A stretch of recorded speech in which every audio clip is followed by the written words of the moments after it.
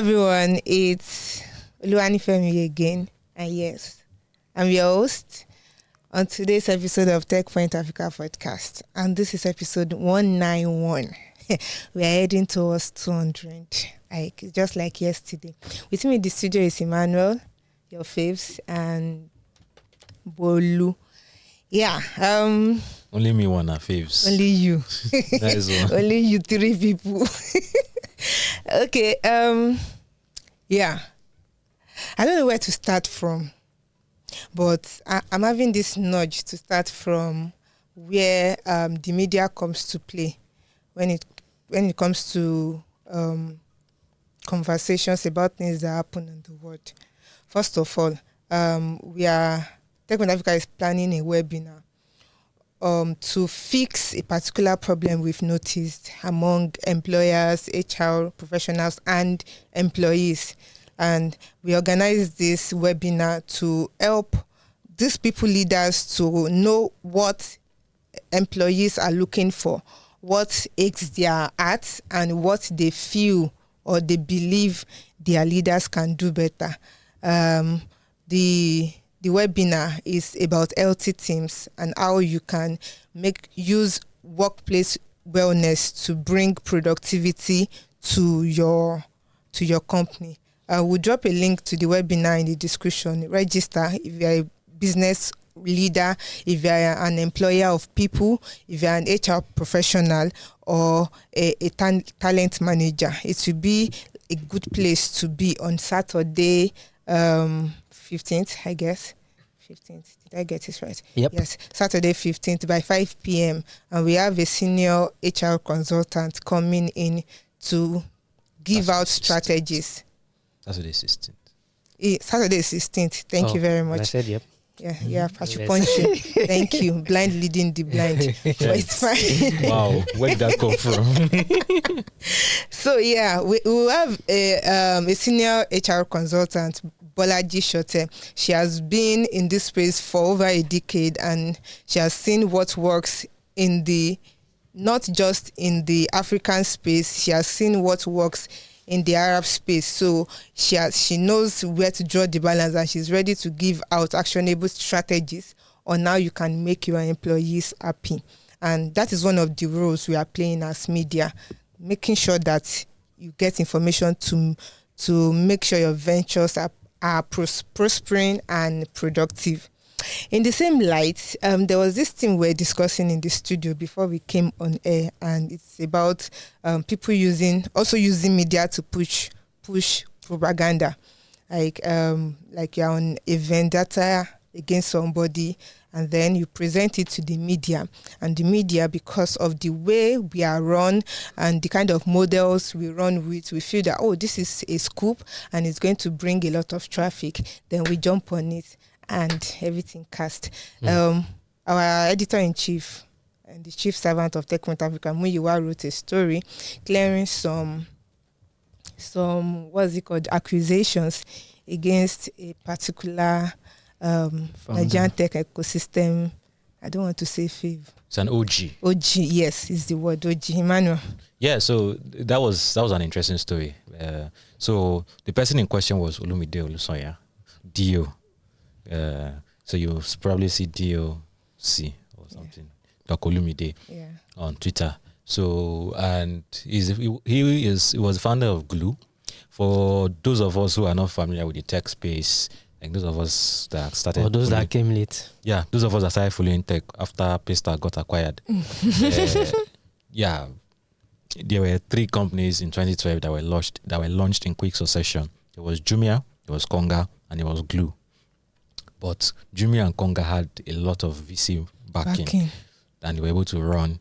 Glue bootstrapped for a very, very long time, but after some time, it could not continue. The e-commerce market was just brutal. And Dr. Olumide was able to say things as it is. Then there was now Glue Pro, which they pivoted to serve like the B2B procurement service, and working with companies like Unilever and all of that. Then they decided to build PayPeka in 2021. And Ifemi wrote the story of when they launched. And to summarize, if you are just reading the thesis, it's very, very confusing. But the idea was just like pockets of hyperlocal deliveries in different places. So e-commerce is not just e-commerce from Jumia or any company that is in a distant place. You should be able to order online from a shop down the street from you. That was the idea. That was the concept.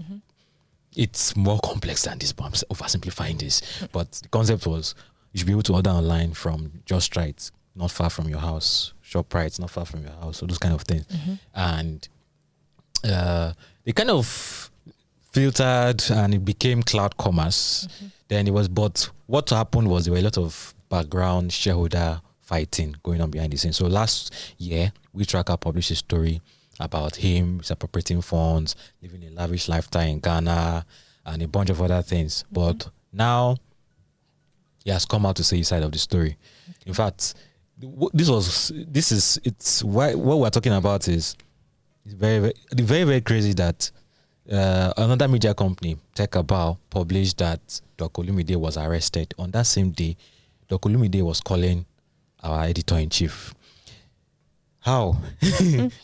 Do you get? So it's not like when EFCC arrests you, it's not like America where they say you have a phone call, you're entitled to it. It doesn't happen that way in Nigeria, right? So, but it's saying inside of his story now that all those accusations were unfounded. There was about to be a hostile takeover by one of the investors who was instigating people against him.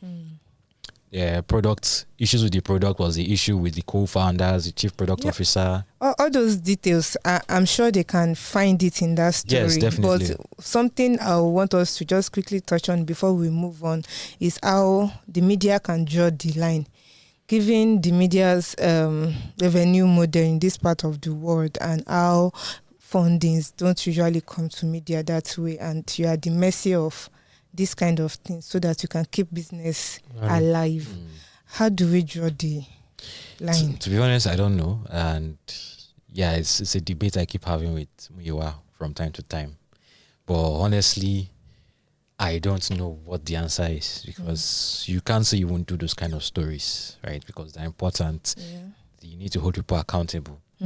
But at the end of the day, you need to ask yourself, okay, the person that is bringing you this scope, because I know Nigerians, they are not readily sharing mode. So that's why they're not happy sharers. So if they're sharing, I take scoops with a pinch of salt. Exactly. So if someone is sharing a scoop with you, I'm already thinking, okay, what is your end goal? Exactly. But does the person's end goal really matter? Because fine, if someone is sharing a scoop with me because he has a bone to pick with that person, right? I think what matters is not his own aim, but if what he's sharing is true, one, and if it has, if it's something that needs to be known, if it is something that will affect people, right? Then I think that should be my own what I should focus on. Yeah, it's a very, very, very perfect way to look at this. But the reality is most times we don't get to hear the other side of the story. It's not every time founders come out to say this is the downside. Okay, exactly. Bento story, for instance, we haven't still heard Ebon's side of the story. Right? Many of all these founders, how many of them actually say anything? Right? There was one about Get Equity, and I had an interview with him last week. And he told me some things, and I realized that, okay, these things are not what they seem.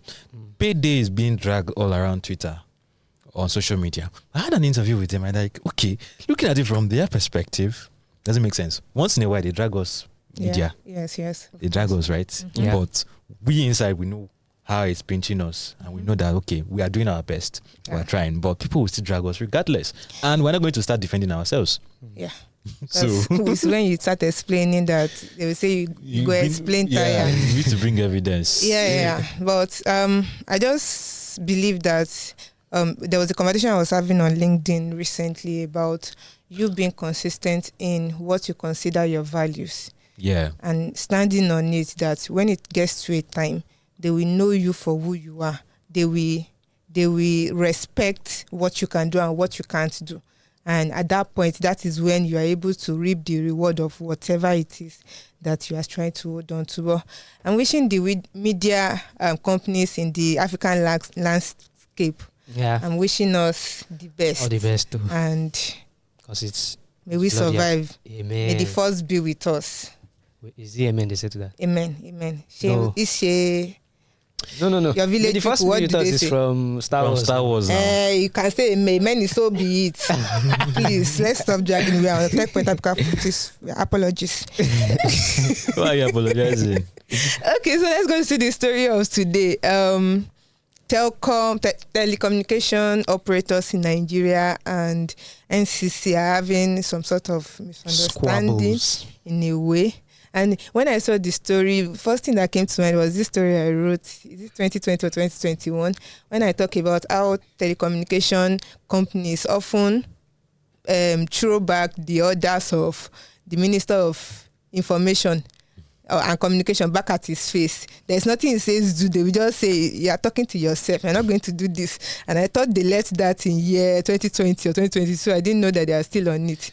So I don't know what the intention. I mean, usually, the telcos usually have buzzwords with the ministry, but they don't usually have buzzwords with their regulator, NCC. They usually have whatever they are settling. They usually settle it behind the scenes. So for them to bring it to the media, it means they have an agenda too. Do you see what I'm saying? Yeah. So, but I think I noticed that the companies that in question were IHS Towers, ATC, and Airtel Nigeria.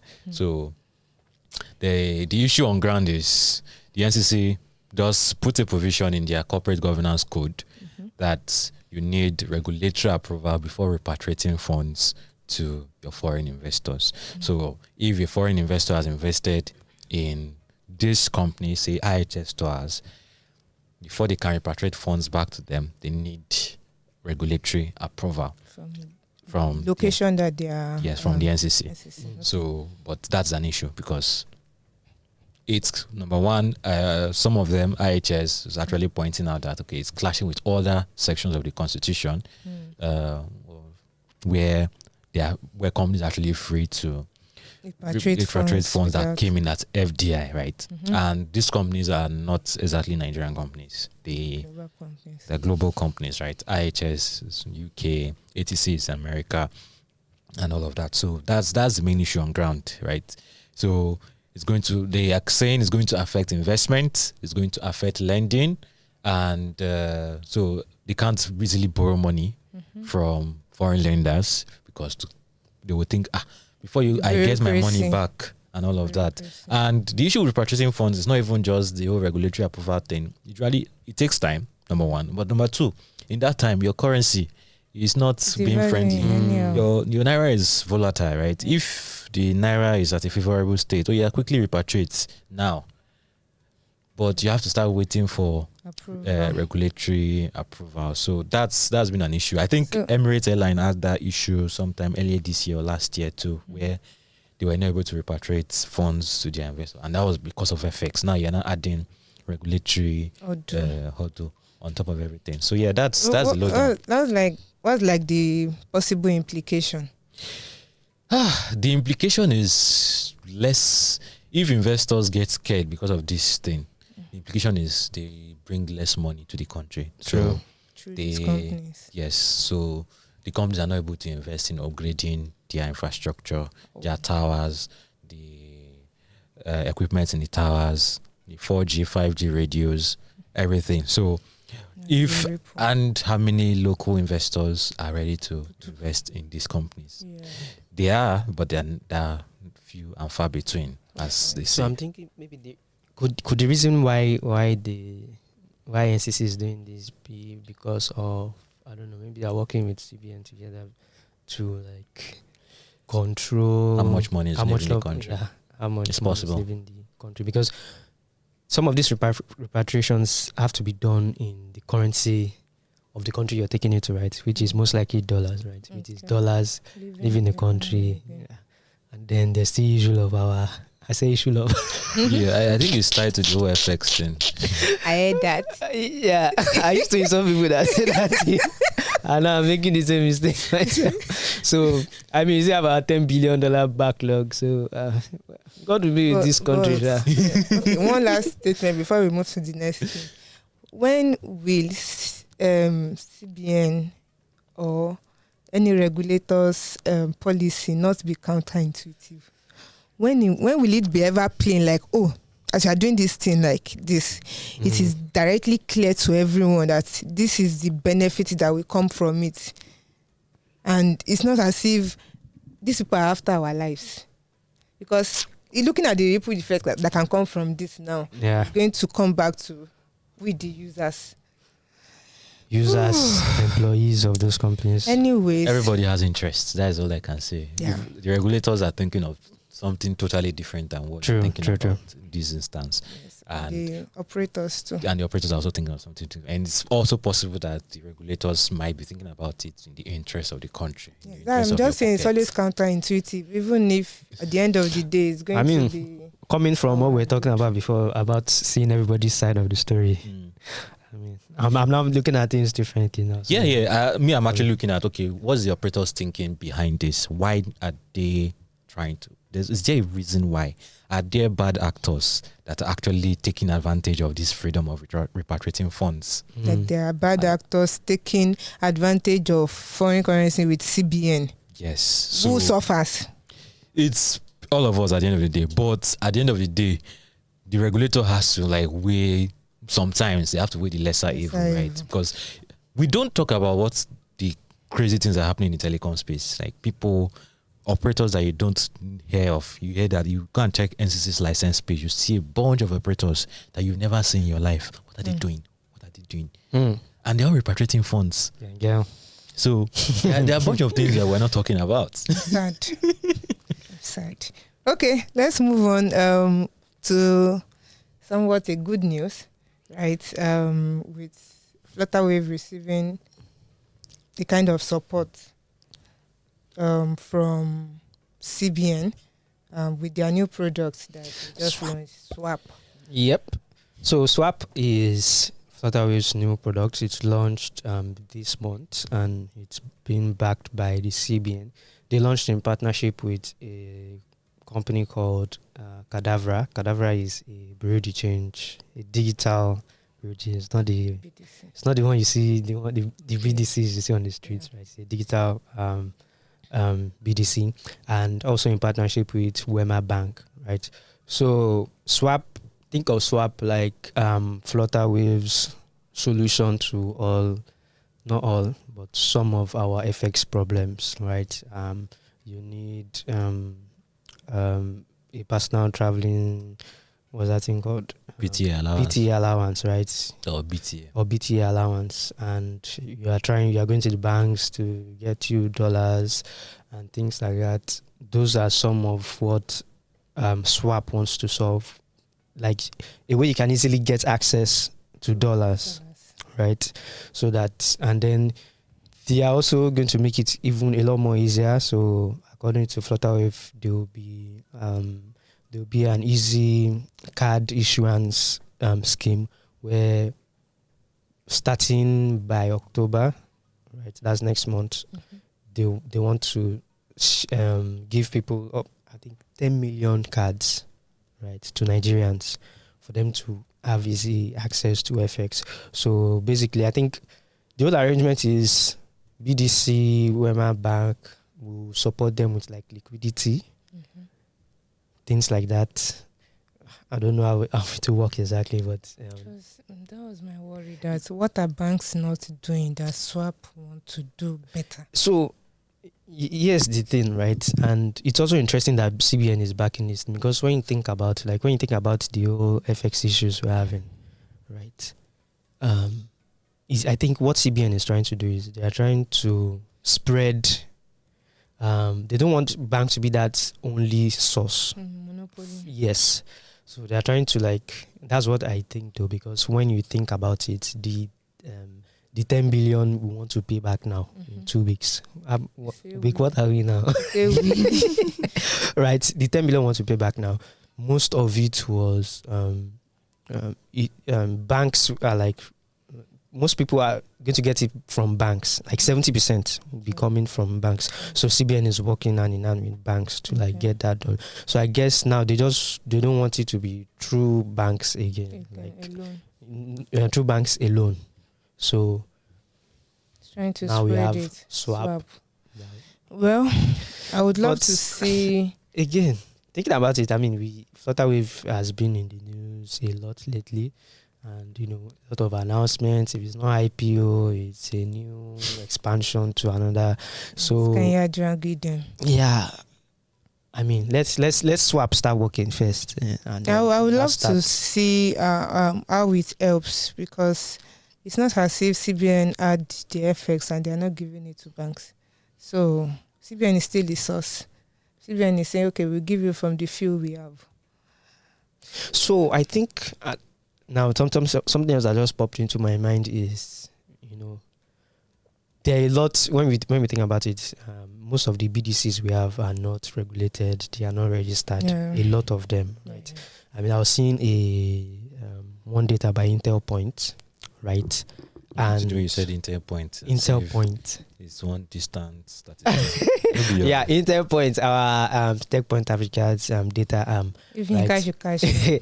And I saw that most of the registered BDCs we have are in Lagos. In fact, if not more than half. The remaining is in Abuja. We have like 2 pockets of them. But then when you go to all these places, you go to Ogun State, you go to Osun State, you see a lot of them on the streets, right? So I'm now thinking, okay, what CBN wants to do is, okay, the only way you can get it now is either through these people or banks. Okay, what if we create something? What if there was something like the way you use your fintech apps that can get you access, so that instead of going to all these unregistered BDCs, right, you can just go on these platforms and, I mean, when it comes to bank, you know how their processes are, right? So what if there are platforms where you can just take your phone and your PT allowance is there, your BT allowance is there. But not to be confused, you keep mentioning banks. The banks, Flutterwave is being supported by Wema Bank in this process. So you're not completely eliminating banks. And the banks have not really been directly involved in this FX market thing. They only give you what you ask for, give you what you need when you need it, right? It's not like they're actively in the business of selling and with consumers. They might be doing that on their own, but not actively doing that with consumers. So digitizing the whole process kind of brings the BTC, the IMTO. Flutterwave has an IMTO license, like International Money Transfer Operation license. It brings the two of them together, and Wema Bank is supporting the entire process. So it's possible that by digitizing it, they're able to track, they're able to monitor transactions. So the issues, one of the issues, apart from the scarcity of dollar, is the issue of people doing whatever with it behind in the black market. So, but now that it's been digitized, okay, can they track how much is coming in? Can they track how much is going out? And who is buying what? That kind of thing. Yeah, thanks for explaining that. Yeah. So another thing coming from, let me talk like radio presenters. One more thing coming from the stable of Flutterwave is an expansion to India. Yeah. This story is actually Chingoze's baby, but the idea is Flutterwave is expanding its remittance products to India in partnership with Indus Bank, and of course regulatory authorities and approving it. And that's it. It's to make it easier for Indians to send money from India to Africa, all the countries where Flutterwave is operating. Why the attention on India? That is the interesting part of things, right? Because Chingozen was showing me the data, and the market does not even seem big enough for Flutterwave to put their sights on India, because how much realistically? So I think from what I was saying, roughly 2 million or thereabouts, right? And compared to Africans in diaspora, compared to Nigerians, so why they focus on India? Are there enough Indians in Africa sending money back home, or Indians back home sending money to Nigeria. But I decided not to look at the Flutterwave thing in isolation. I now decided to look at it in the context of every other thing that's happening with India right now. First of all, the president's visits to India with some of the major... Our president. Yes. Yes, Nigeria's president's visits with some of the major movers in business, Dangote, Flutterwave CEO, GB, Michelle Elegbe of InterSwitch. Those guys were in India. And there we saw 2, 3, 4 companies pledging huge FDI. amounts of FDI to Nigeria. That is one thing. Then we now started hearing India having conversations about expanding UPI, Unified Payments Interface or something. It's India's version of NIBS, our own Nigerian Instant Payment Service, just like a little bit more advanced than NIBS. Yes. They wanted to expand it to Africa to help facilitate payments between Africa. So it's an interesting one because it seems it's possible that they're targeting Indians doing business in Africa, and these Indians doing business in Africa complain. That's my theory actually. They are facing issues sending money. So there's an Indian entrepreneur here in Nigeria who wants to send money to an Indian entrepreneur in Ghana, and all the issues with sending money in Africa is disturbing. So can UPI help this process? So those conversations are happening, and Flutterwave is expanding its remittance products to India. It's just anyone looking at the signs, and this is just all they've announced. There might be more on the way, right? Sure. And I'm seeing some of all these media aides reading books about India. I'm seeing them on Twitter. I'm sorry. They're reading books about something's going on, right? Business relationship could make sense. Yeah, we all know that there are a lot of Indian entrepreneurs all over the world. Yes. And they are taking over Silicon Valley, for instance. So Silicon Valley manufacturing, any kind of industry. So it might be a business play for these guys. So maybe it's not remittance for just individuals, but remittance for, say, businesses, Indian businesses, sending money down, all of that. So these are all speculations based on the available data, but Chingosim does not want to agree that even with... So after explaining all of this, Chingosim was still saying, even though. So watch out for his article. Please publish the article on time, okay? So, yeah, so there are conversations. Is it worth it? He's insisting that this is just IPO signaling on Flutterwave's part, which we cannot rule out. We can't discard. We can't discuss. So, like we said, media is all about balance, looking at both sides of the story. So we can say Flutterwave is IPO signaling with all these announcements, and we can also say there's actually a market that they are targeting. If you think about it, like you just close your eyes and think about Flutterwave in the last few months, you see that there's something strategic about the way news has been coming out, right? So, I mean, yes, maybe there's something big with India, but I'm still sure that they are using one stone to kill multiple birds. What is that? Is that the word? It's a long-term game. Thank you. It's a long-term play. We will soon see the results, hopefully. So, yeah, that's about what we have on today's episode of Techpoint Africa Podcast. We have other news on the platform that you can check out. InterSwitch, Google Pay support, FCCPC, that is, I think, Federal Consumer Protection Commission, has delisted 28 apps from Google Play Store. Also, these people and their losses. Aka steal $691,000 from Ethereum founder's Twitter account. I don't want to go into it, but yeah, I hope you are still you still have the Modern Workplace Africa Conference in mind. We are counting down to the event already, and we are working tirelessly behind the scenes to make sure that we bring you quality content. In that event, we are bringing your faves in the industry. You will see them. I'm not talking about Emmanuel. You will see them, but we are working tirelessly behind the scene. And I don't want you to miss out of it.